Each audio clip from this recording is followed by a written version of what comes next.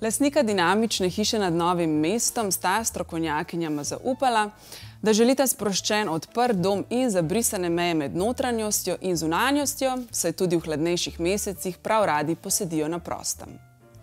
Poglejmo, kaj je nastalo. Ana in Matej sta že pri opremljanju stanovanja imela dobre izkušnje s strokovno roko. Zato sta ob prevzemu idejnega projekta za hišo oblikovanje interjerja zaupala isti arhitektki, Špeli Modic, za načrtovanje razgibane okolice pa sta izbrala Nežo Mekota.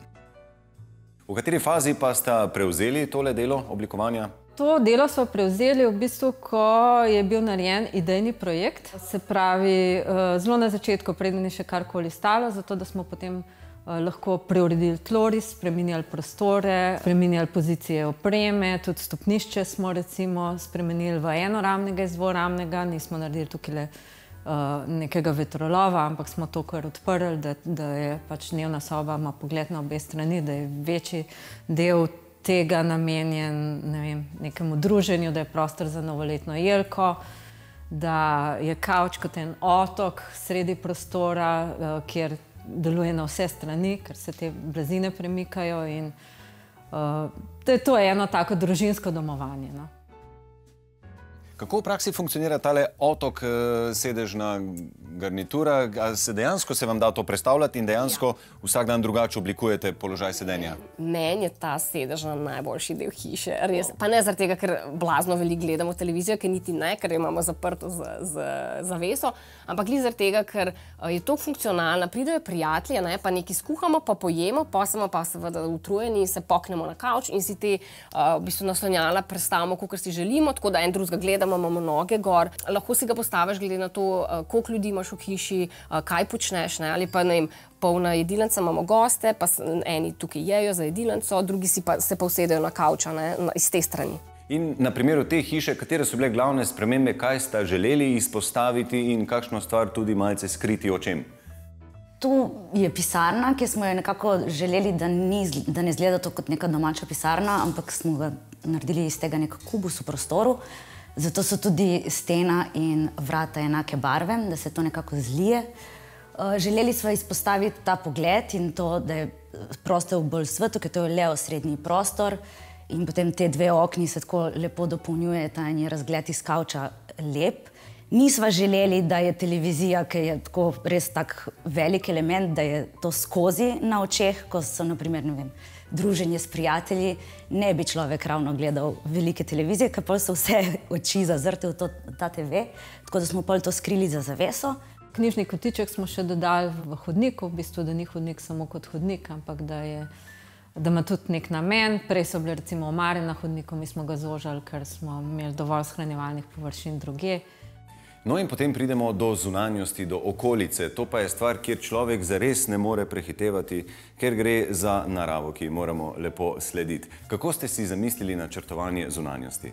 Preden so se začela gradbena dela, je parcela izgledala precej bolj ravna, kot dejansko je. In kot so se pol naredila ta velika gradbena dela, izkop za kletne oziroma pritlične prostore in za ta atrijski del, se je izkazalo, da je ta višinska razlika precej velika in smo mogli to višinsko razliko nekako premostiti, kar smo naredili z brežino na tej strani in stopnicami na tisti, da se lahko normalno ureja vrt in da se lahko s kosilnico tu po brežini pride do gor in nazaj dol. In vse rastline ste zelo, zelo natančno načrtovali, tudi glede na čas, kdaj se pokažejo v najlepši luči. Skratka, vse ste točno predvideli, kdaj bo kaj zacvetelo, kdaj bo kaj zasijalo. Ja, smo se nekako potrudili, da bi bil vrt zanimiv skozi vse letne čase, zato da potem jeseni in po zimi ni to, da se na vrtu nekaj dogaja, ko je na primer sneg, so potem tam predvideni dreni, ki imajo rdeče pa rumene vejice, pa biserniki, ki dolgo časa ohranijo plodove, da pol tako izgleda lepo tudi po zimi. Lastnika sta si želela tudi zelenjavni vrt, ki ga je krajinska arhitektka načrtovala na osončenem delu parcele. Da ne bi preveč posegla v zelenico, je izkoristila brežino in zasnovala visoke grede. Več intimnosti na vrtu bo sčasoma zagotovila živa meja iz fotinije, ki lepo zaokroža parcelo in pričara privlačni kontrast v kombinaciji z drugimi rastlinami.